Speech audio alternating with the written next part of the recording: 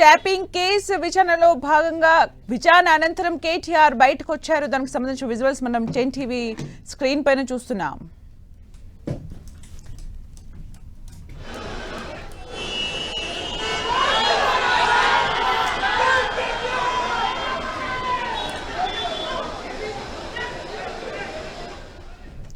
KTR seat విచారణ ముగిసింది. ఇప్పుడే బయటికి వచ్చారు కేటీఆర్. అక్కడ పెద్ద సంఖ్యలో కేటీఆర్ అభిమానులు అలాగే బీఆర్ఎస్ కార్యకర్తలు కూడా అక్కడికి చేరుకున్నారు. సుమారు 7 గంటల పాటు సీట్ సుదీర్ఘంగా విచారించింది కేటీఆర్ ని. మనం అక్కడ చూడొచ్చు విజువల్స్ లో. ఇప్పుడే బయటకు వచ్చారు కేటీఆర్. అక్కడ నుంచి స్టార్ట్ అవుతూ ఉన్నారు. అక్కడ పెద్ద సంఖ్యలో బీఆర్ఎస్ కార్యకర్తలు కూడా చేరుకున్నారు. అయితే బీఆర్ఎస్ కార్యకర్తలు చేరుకుంటారనే క్రమంలో కూడా భారీ భద్రత ఏర్పాట్లు చేశారు. అయితే సుదీర్ఘంగా 7 గంటల పాటు విచారణ కొనసాగింది. ఇప్పుడే కేటీఆర్ సీటు విచారణ ముగించుకొని అక్కడి నుంచి స్టార్ట్ అయ్యారు. 7 గంటలకు పైగా కేటీఆర్ ను ప్రశ్నించారు అధికారులు. పలు కోణాల్లో ప్రశ్నల వర్షం కురిపించారు. ఇక గంట పాటు రాధాకిషన్ రావుతో కలిపి సీట్ విచారించారు కేటీఆర్ ని. సుమారు 7 గంటల పైన విచారించారు కేటీఆర్ ని. ఇప్పుడే అక్కడి నుంచి స్టార్ట్ అయ్యారు కేటీఆర్. అక్కడికి పెద్ద సంఖ్యలో బీఆర్ఎస్ కార్యకర్తలు శ్రేణులు కూడా అక్కడికి చేరుకున్నారు. అయితే భారీ బందోబస్తు కూడా అక్కడ ఏర్పాటు చేశారు పోలీసులు. ఎక్కడికక్కడ కూడా నాకాబందీ నిర్వహించారు. అయితే డ్రోన్ తో కూడా పర్యవేక్షించారు. అయితే సుమారు 7 గంటల పైనే కేటీఆర్ విచారణ కొనసాగింది. గంట పాటు రాధాకిషన్ రావుతో కలిపి విచారించారు సీట్. ఇప్పుడే అక్కడి నుంచి స్టార్ట్ అయ్యారు కేటీఆర్. అయితే పెద్ద సంఖ్యలో అక్కడికి బీఆర్ఎస్ కార్యకర్తలు కేటీఆర్ అభిమానులు కూడా అక్కడికి చేరుకున్నారు. అయితే ఇప్పుడే అక్కడి నుంచి కేటీఆర్ స్టార్ట్ అయ్యారు. ఫోన్ ట్యాపింగ్ కేసులో కేటీఆర్ ను సీట్ ప్రశ్నించింది. సుమారు 7 గంటలకు పైగానే కేటీఆర్ ను ప్రశ్నించారు సీట్ అధికారులు. ఇక గంట పాటు రాధాకిషన్ రావుతో కలిపి కేటీఆర్ ను విచారించారు సీట్ అధికారులు. ఇప్పుడే అక్కడి నుంచి స్టార్ట్ అయ్యారు కేటీఆర్. 7.5 గంటల పాటు కూడా విచారించడం జరిగింది. ఇప్పుడే సీట్ విచారణ ముగించుకుని కేటీఆర్ అక్కడి నుంచి స్టార్ట్ అయ్యారు. అయితే అంతకుముందు 7 గంటల పాటు హరీష్ రావుని కూడా విచారించారు సీట్ అధికారులు. అయితే ఈ రోజు కేటీఆర్ ను కూడా 7 గంటల పైనే విచారించారు. కేటీఆర్ సీట్ విచారణ ముగించుకుని ఇప్పుడే అక్కడి నుంచి స్టార్ట్ అయ్యారు. ఫోన్ ట్యాపింగ్ కి సంబంధించి కూడా సీట్ ప్రశ్నల వర్షం కురిపించింది. అయితే గంట పాటు రాధాకిషన్ రావుతో కూడా కేటీఆర్ ను కలిపి విచారించారు సీట్ అధికారులు. ఇప్పుడే కేటీఆర్ సీట్ విచారణ ముగించుకుని అక్కడి నుంచి స్టార్ట్ అయ్యారు. అయితే పిఎస్ దగ్గర పెద్ద సంఖ్యలో కేటీఆర్ అభిమానులు కూడా చేరుకోవడం జరిగింది. కార్యకర్తలు కూడా అక్కడికి చేరుకోవడం జరిగింది. అయితే మనం విజువల్స్ లో చూడొచ్చు. విచారణ ముగించుకొని వెళ్తున్న దృశ్యాల్ని మనం చూస్తూ ఉన్నాం. అయితే అక్కడి నుంచి స్టార్ట్ అయిపోయారు కేటీఆర్. ప్రస్తుతానికి 7 గంటలకు పైగానే ఎంక్వైరీ కొనసాగింది. ప్రశ్నల వర్షం కురిసిందని చెప్పుకోవచ్చు. అయితే ఫోన్ ట్యాపింగ్ కి సంబంధించి ఇంతకు ముందే హరీష్ రావుని కూడా 7 గంటల పాటు విచారించారు సీట్ అధికారులు. అయితే ఈ రోజు కేటీఆర్ ను కూడా 7 గంటలకు పైనే విచారించారు. సీట్ విచారణ ముగించుకుని అక్కడి నుంచి స్టార్ట్ అయ్యారు కేటీఆర్. ఇక ఈ రోజు విచారణలో భాగంగా గంట పాటు రాధాకిషన్ రావుతో కలిపి కేటీఆర్ ను విచారించారు సీట్ అధికారులు. 7 గంటల పైనే విచారించారు. ఫోన్ ట్యాపింగ్ కు సంబంధించి సీట్ అధికారులు ప్రశ్నల వర్షం కురిపించారని చెప్పుకోవచ్చు. అయితే మొన్న హరీష్ రావును కూడా 7 గంటల పైనే విచారించారు. ఈ రోజు కూడా 7 గంటల పైనే కేటీఆర్ ను విచారించడం జరిగింది. అయితే అందులో గంట పాటు రాధాకిషన్ రావుతో కలిపి సీట్ అధికారులు విచారించారు. అక్కడ భారీ భద్రత కూడా ఏర్పాటు చేశారు పోలీసులు. బందోబస్తు ఏర్పాటు చేశారు. పెద్ద సంఖ్యలో బీఆర్ఎస్ శ్రేణులు చేరుకునే క్రమంలో భారీ బందోబస్తు కూడా ఏర్పాటు చేశారు. అక్కడి నుంచి స్టార్ట్ అయ్యారు కేటీఆర్. 7 గంటలకు పైగానే ఎంక్వైరీ కొనసాగింది. మరిన్ని అప్డేట్స్ మా ప్రతినిధి కిరణ్ అందిస్తారు. కిరణ్. సుమిత్ర, 7 గంటలకు పైగా ఫోన్ ట్యాపింగ్ కేసులో మాజీ మంత్రి BRS party working president KTR ను కూడా విచారించినట్టుగా చెప్పుకోవచ్చు. కానీ హరీష్ రావుతో పోల్చుకుంటే ఇందులో ముఖ్యంగా అప్పుడు టాస్క్ ఫోర్స్ డీసీపీగా పనిచేసిన రాధాకిషన్ రావుని తీసుకువచ్చి ఇద్దరిని కూడా విచారించినట్టుగా మనం చెప్పుకోవాల్సి ఉంటుంది. చాలా అంశాలకు సంబంధించి గత ప్రభుత్వంలో నెంబర్ 2గా ఉన్నారు కేటీఆర్ కాబట్టి ఫోన్ ట్యాపింగ్ వ్యవహారానికి సంబంధించి కావచ్చు, ఇక పార్టీ వ్యవహారాలకు సంబంధించి కావచ్చు, ఆర్థిక వ్యవహారాలకు సంబంధించి కూడా రాధాకిషన్ రావుతో కలిసి కొన్ని పనులు చేసినట్టుగా ఆరోపణల నేపథ్యంలో, ఎందుకంటే ఈ కేసుకు సంబంధించి కూడా గడిచిన 2 ఏళ్లుగా 680 మంది సంబంధించిన బాధితులు ఇచ్చిన వాంగ్మూలం ఆధారం కూడా ఈ రోజు కేటీఆర్ విచారణ సాగినట్టుగా చెప్పాల్సి ఉంటుంది. కానీ హరీష్ రావు విచారణతో పోల్చుకుంటే కేవలం ఇద్దరు ఆఫీసర్లు మాత్రమే ఫోన్ ట్యాపింగ్ కేసులో కూడా హరీష్ రావును సుదీర్ఘంగా విచారించినట్టుగా మనం చెప్పాల్సి ఉంటుంది.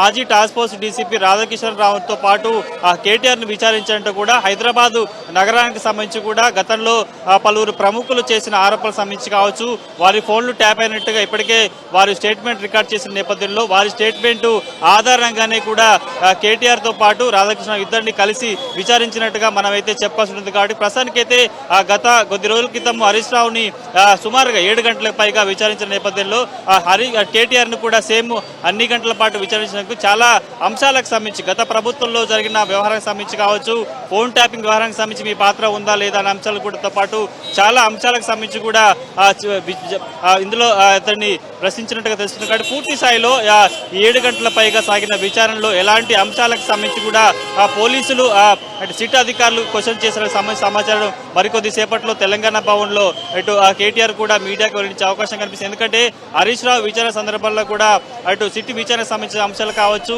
ఆయన కూడా చెప్పారు. కాబట్టి ప్రస్తుతము సిట్ విచారణ ఏ విధంగా సాగింది, ఎలాంటి అంశాలకు సంబంధించి లేవనెత్తారు, ఎలాంటి సమాధానాలను కేటీఆర్ వద్ద నుంచి తీసుకునే ప్రయత్నం చేసిన అంశాలకు సంబంధించి కూడా కేటీఆర్ బ్రీఫింగ్ ఇచ్చే అవకాశం అయితే కనిపిస్తుంది. కాబట్టి 7 గంటలకు పైగా ఇటు కేటీఆర్కి సంబంధించి ఫోన్ ట్యాపింగ్ వ్యవహారంలో అనేక అంశాలకు సంబంధించి, ఎందుకంటే ఇప్పటికే ఇందులో చాలా కీలక సమాచారాన్ని సిట్ అధికారులు సేకరించారు కాబట్టి ఆ సమాచారం ఆధారంగానే కేటీఆర్ విచారణ సాగినట్టు తెలుస్తుంది. కాబట్టి పూర్తి స్థాయిలో 7 గంటలకు పైగా ఇటు కేటీఆర్ అదేవిధంగా మాజీ టాస్క్ ఫోర్స్ డీసీపీ రాధాకృష్ణ ఇద్దరిని విచారించినట్టుగా మనం చెప్పుకోవాలి. అంటే కిరణ్ ఇద్దరిని కలిపి విచారించారు అంటే ఆ క్రమంలో ఎలాంటి క్వశ్చన్స్ సంధించారని అనుకోవచ్చు కిరణ్? 11 గంటలకు కేటీఆర్ సిట్ ఆఫీస్కి వచ్చారు. 12 గంటల 30 నిమిషాలకి మాజీ టాస్క్ ఫోర్స్ డీసీపీ రాధాకృష్ణ, ఎందుకంటే ఈ కేసులో ఫోన్ ట్యాపింగ్ కేసులో నిందితుడిగా ఉన్నాడు, ఆయన బెయిల్ మీద ఉన్నారు కాబట్టి గత ప్రభుత్వంలో రాధాకృష్ణ రావుతో కలిసి కొన్ని కార్యకలాపాలు నిర్వహించారన్న కూడా ఆరోపణలను వెల్లువెత్తిన నేపథ్యంలో కూడా ఆయనను తీసుకొచ్చి విచారణ సాగించినట్టుగా కొంత మనకి ప్రాథమిక సమాచారం. హైదరాబాద్లో సంబంధించి ప్రముఖ పారిశ్రామికవేత్తలు అదేపాటు సినిమా ప్రముఖులకు సంబంధించి కూడా కొంత వీరు కొంత రాజకీయం చేశారు, కొన్ని కార్యకలాపాలకు పాల్పడ్డట్టుగా ఆరోపణలు ఉన్నాయి. కాబట్టి ఎందుకంటే గతంలో సిట్ ఎదుట ఫోన్ ట్యాపింగ్ బాధితులు విచారణ సమయంలో వచ్చిన వాంగ్మూలం ఆధారం కూడా రాధాకృష్ణ రావును కేటీఆర్ వద్దకు తీసుకొచ్చి కూడా ఇద్దరిని ప్రశ్నించినట్టుగా తెలుస్తుంది. కాబట్టి పూర్తి స్థాయిలో ఎలాంటి అంశాలు, ఎందుకంటే గతంలో ఆయన పదవీ కాలం ముగిసినా కానీ చాలా రోజుల పాటు టాస్క్ ఫోర్స్ డీసీపీగా కొనసాగారు, ప్రభుత్వానికి కొంత వెన్నుదన్నుగా ఉన్నారంటూ కూడా ఆరోపణలు ఆయన మీద వెల్లువెత్తిన నేపథ్యంలో కూడా అందులో భాగంగానే అప్పటి ప్రభుత్వంలో నెంబర్ 2గా ఉన్న కేటీఆర్ సమక్షం సంబంధించి కావచ్చు, కొంత ఒకటే సామాజిక వర్గానికి సంబంధించిన మనిషి కాబట్టి పూర్తి స్థాయిలో అందుకే అందులో భాగంగానే రాధాకృష్ణ రావును కేటీఆర్ విచారణలో భాగంగా తీసుకొచ్చిన తెలుస్తుంది. కాబట్టి పూర్తి స్థాయిలో చాలా అంశాలకు సంబంధించి కూడా ముందుంచి సిట్ అధికారులు అనేక ప్రశ్నలకు సంధించినట్టుగా తెలుస్తుంది. ప్రస్తుతం అక్కడ పరిస్థితి ఎలా ఉంది కిరణ్? అంటే పెద్ద సంఖ్యలో అక్కడికి బీఆర్ఎస్ కార్యకర్తలు చేరుకున్నట్టుగా కూడా కనిపించింది. ప్రస్తుతం పరిస్థితి ఎలా ఉంది? అలాగే కేటీఆర్ ఎప్పటిలోపు తెలంగాణ భవన్కి చేరుకునే అవకాశం కనిపిస్తోంది, మాట్లాడే ఛాన్సెస్ ఉన్నాయా? ప్రస్తుతం కేటీఆర్ విచారణ ముగిసిన తర్వాత కూడా బీఆర్ఎస్ పార్టీ శ్రేణులంతా కూడా ఒక్కొక్కరుగా తెలంగాణ భవన్కి చేరుకుంటున్నారు. ప్రస్తుతం విజువల్స్ లో మనం చూసుకోవచ్చు, విచారణ ముగిసిన తర్వాత కూడా పోలీసుల హడావుడి తగ్గింది, పార్టీ నాయకులంతా కూడా ఒక్కొక్కరుగా తెలంగాణ భవన్కి చేరుకోబోతున్నారు. అక్కడే ఆయన ఈ రోజు 7 గంటలకు పైగా సాగిన సిట్ విచారణకు సంబంధించి అంశాలకు సంబంధించి కావచ్చు, సిట్ అధికారులు అడిగిన ప్రశ్నలకు సంబంధించి కావచ్చు, ఆయన ఏ విధంగా సమాధానం ఇచ్చారు, ఏ అంశాలను లేవనెత్తారు. ఎందుకంటే గతంలో హరీష్ రావు విచారణ సందర్భంలో కూడా కేవలం తను హోంమంత్రిగా లేను, ఫోన్ ట్యాపింగ్ సంబంధించిన సమాచారం లేకపోయినా కానీ అప్పుడు డీజీపీని అప్పుడు ఇంటెలిజెన్స్ చీఫ్ని విచారించకుండా ఎందుకు విచారిస్తారంటూ కూడా ఆయన కొన్ని అంశాలను మీడియాకు లేవనెత్తారు. కాబట్టి ప్రస్తుతం ఎందుకంటే అప్పటి ప్రభుత్వంలో కేటీఆర్ కీలక పాత్ర ఉన్నారు కాబట్టి ఎలాంటి ప్రశ్నలు అడిగారు ఏంటన్నది కూడా మరికొద్ది సేపట్లో తెలంగాణ భవన్లో బ్రీఫింగ్ ఇచ్చే అవకాశం కనిపిస్తుంది. కాబట్టి పూర్తి స్థాయిలో 7 గంటల పాటు చాలా ఉత్కంఠగా ఈ విచారణ సాగింది. వైపు లోపల సిట్ అధికారులు అనేక అంశాలకు సంబంధించి కేటీఆర్ని క్వశ్చన్స్ అందించినప్పుడు బయట కూడా ఆ పార్టీ నేతలంతా కూడా చాలా ఉత్కంఠగా వెయిట్ చేసిన దృశ్యాలు మనకు కనిపించాయి. కాబట్టి ప్రస్తుతానికి విచారణ ముగించుకొని ఆయన తెలంగాణ భవన్ చేరుకోవడంతో అందరూ కూడా తెలంగాణ భవన్కి పయనమైన పరిస్థితి కనిపిస్తుంది. మరికొద్ది సేపట్లో అక్కడ ఆయన సిట్ విచారణ, సిట్ అధికారులను అడిగిన ప్రశ్నలకు సంబంధించి కావచ్చు, ఏ విధమైన అంశాలు లేవనెత్తారు, తాను ఏ విధంగా సమాధానం చెప్పిన అంశాలు కూడా మీడియాకి బ్రీఫ్ చేసే అవకాశం అయితే ఉంది. అంటే కిరణ్ బయటికి వచ్చిన వెంటనే కేటీఆర్ను ఎవరో ప్రశ్నిస్తున్న క్రమంలో అక్కడికి వెళ్ళాక మాట్లాడదాం, ప్రెస్ మీట్ పెడదాం అన్నట్టుగా మాట్లాడారు. అసలు యాక్చువల్గా అప్పుడు ఏమన్నారు కేటీఆర్ బయటికి వచ్చిన వెంటనే? విచారణ ముగిసిన తర్వాత కూడా మీడియా మాట్లాడినప్పుడు కూడా తాను తెలంగాణ భవన్లో మాట్లాడతానంటూ కూడా చెప్పిన పరిస్థితి. కాబట్టి ప్రస్తుతానికైతే అక్కడ మీడియా పర్సన్స్ అడిగినప్పుడు కూడా విచారణ ఎలా జరిగింది, ఏ అంశాల మీద మిమ్మల్ని ప్రశ్నలు అడిగారు ఏంటి అని సమాధానం చెప్పినప్పుడు కూడా ఆయన నవ్వుతూ తెలంగాణ భవన్లో ఈ సిట్ విచారణకు సంబంధించి కూడా మాట్లాడుతున్నట్టు కూడా కారు వెక్కి వెళ్లిపోయిన పరిస్థితి కాబట్టి మరికొద్ది సేపట్లో తెలంగాణ భవన్లో ఈరోజు 7 గంటలకు పైగా సాగిన విచారణకు సంబంధించి కూడా ఆయన ఏం మాట్లాడారు, ఈయన ఏం సమాధానం ఇచ్చారు ఏంటనే సంబంధించి కూడా బ్రీఫింగ్ ఇచ్చే అవకాశం అయితే ఉంది. అలాగే కిరణ్, హరీష్ రావుని 7 గంటల పాటు విచారించడం జరిగింది, కేటీఆర్ ని కూడా 7 గంటల పైనే విచారించడం జరిగింది. అయితే కేటీఆర్ పైన అంతకు మించి క్వశ్చన్స్ సంధించారని అనుకోవచ్చా? ప్రస్తుతానికి ఇది ఎందుకంటే హరీష్ రావు పాత్ర అనేది అప్పటి ప్రభుత్వంలో కొంత తక్కువగా ఉంది. కేవలం ఆయన ఆర్థిక శాఖ మంత్రిగా ఉన్నారు కానీ కేవలం ఆయన మీద ఫోన్ ట్యాపింగ్ సంబంధించి కావచ్చు పాల్పడ్డాడని ఆరోపణలు మాత్రం ఉన్నాయి. కానీ కేటీఆర్ మాత్రం అప్పటి ప్రభుత్వంలో చాలా కీలకంగా ఉన్నారు.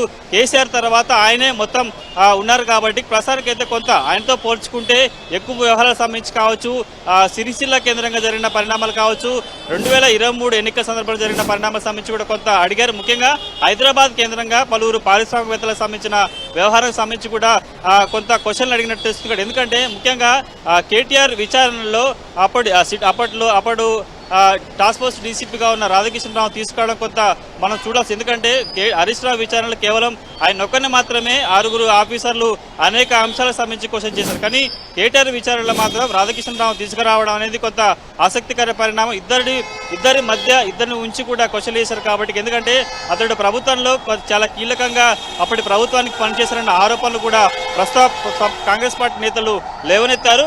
కొంతమంది ఫోన్ ట్యాపింగ్ బాధితులు కూడా వాంగ్మూలం ఇచ్చిన నేపథ్యంలో ప్రస్తుతానికి అయితే ఇద్దరి మధ్య ఎలాంటి వ్యవహారాలు జరిగినాయి, ఏం జరిగిందని కూడా తెలుస్తుంది. పూర్తి స్థాయిలో ఈ వ్యవహారానికి సంబంధించి కూడా ప్రస్తుతానికి అయితే మరికొద్దిసేపట్లో బ్రీఫింగ్ ఇచ్చే అవకాశం కనిపిస్తుంది. హరీష్ రావుతో పోల్చుకుంటే సేమ్ యాజ్ ఈజ్ గా 7 గంటల పాటు ఇద్దరిని విచారణ చేసినట్టు చెప్పుకోవాల్సిందిగా త్వరలో మరికొంతమంది బీఆర్ఎస్ పార్టీకి సంబంధించిన కీలక నేతలకు నోటీసులు జారీ చేసి తదుపరి విచారణ చేయబోతున్నట్లుగా తెలుస్తుంది. సుమిత్ర, అలాగే కొంతమంది పారిశ్రామికవేత్తలకు సంబంధించి, పొలిటీషియన్స్ కి సంబంధించి కూడా ఫోన్ ట్యాపింగ్ జరిగింది అనే క్రమంలో క్వశ్చన్ చేసినట్టుగా తెలుస్తోంది. దానికి సంబంధించిన అప్డేట్స్ ఏంటి? అలాగే ఇద్దరిని కలిపి విచారించిన సమయంలో, అంటే అంతకు ముందు రాధాకిషన్రావు ఎలాంటి స్టేట్మెంట్స్ ఇవ్వడం జరిగింది, ఇద్దరిని కలిపి ప్రశ్నించిన సమయంలో ఎలాంటి క్వశ్చనింగ్ జరిగిందని అనుకోవచ్చు? ఫోన్ ట్యాపింగ్ వ్యవహారం సంబంధించి కూడా అప్పటి మాజీ ఎస్ఐబి చీఫ్ ప్రభాకర్ రావుతో పాటు తిరుపతి అన్నతో పాటు చాలా మంది వ్యక్తులకు సంబంధించి కూడా ఇప్పటికే ఈ కేసులో విచారణ చేశారు. వారికి బెయిల్ వచ్చిన నేపథ్యంలో రెండోసారి ఏర్పాటు చేసిన సిట్టు కూడా చాలా అంశాలకు సంబంధించి గతంలో జైలుకి వెళ్ళి ఈ కేసులో అరెస్ట్ అయ్యి జైలుకి వెళ్ళి బెయిల్ మీద వచ్చిన వాళ్ళు కూడా తిరిగి విచారణ చేపట్టింది. కాబట్టి ప్రస్తుతానికైతే రాధాకిషన్ రావు సంబంధించి కూడా కొంత చాలా కీలక విషయాలను రాబట్టే ప్రయత్నం చేసింది. అప్పటి ప్రభుత్వానికి చాలా వెన్నుదన్నుగా పనిచేశారు. అతడి పదవీకాలం ముగిసినా కానీ ఎన్నికల సమయంలో అప్పటి ప్రభుత్వానికి చాలా కొంత దగ్గరగా పనిచేశారు.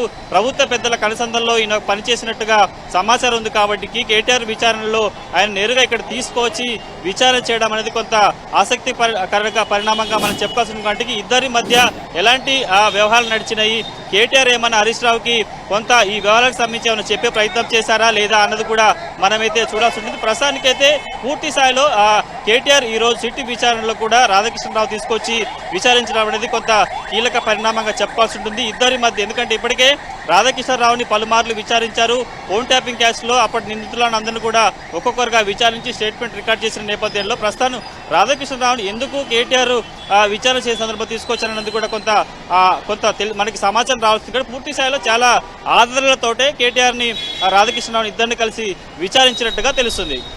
అంటే హరీష్ రావు విచారణ ముగిసింది, అలాగే కేటీఆర్ విచారణ కూడా ముగిసింది. నెక్స్ట్ ఏం జరగబోతుందని అనుకోవచ్చు కిరణ్? ఈ ఫోన్ ట్యాపింగ్ కేసులు ఇప్పటికే ఇద్దరు కీలక బీఆర్ఎస్ పార్టీకి సంబంధించిన నేతలను కూడా సిట్ విచారించింది. కాబట్టి తరువాత ఇటు సంతోష్ రావుతో పాటు మాజీ ముఖ్యమంత్రి కేసీఆర్ ను కూడా విచారించేందుకు సిట్ సిద్ధమవుతుంది. అందులో భాగంగా మరికొన్ని రోజుల్లో నోటీసులు సర్వ్ చేసే అవకాశం, ఎందుకంటే అడిషనల్ ఛార్జ్ షీట్ దాఖలు చేసేందుకు సమయం చాలా తక్కువగా ఉంది.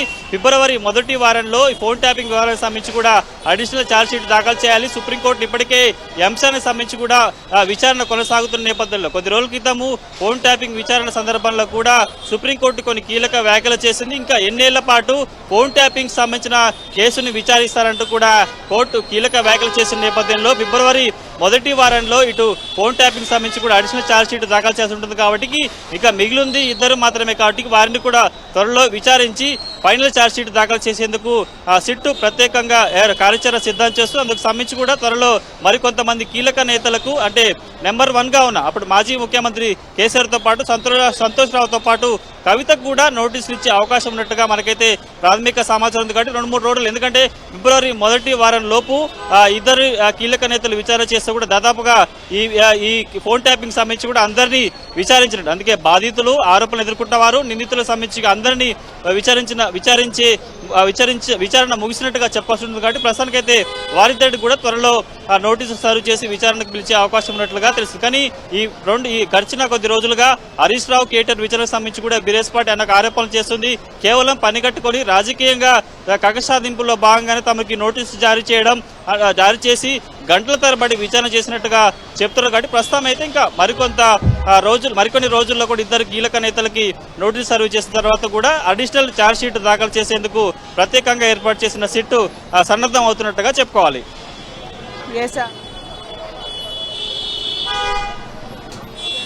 రైట్, సిట్ ఆఫీస్ నుంచి మా ప్రతినిధి కిరణ్ మనకు సమాచారం అందిస్తున్నారు. ఇప్పుడే చూస్తున్నాం మనం అక్కడ కేటీఆర్ కూడా చేరుకున్నారు. టీఆర్ఎస్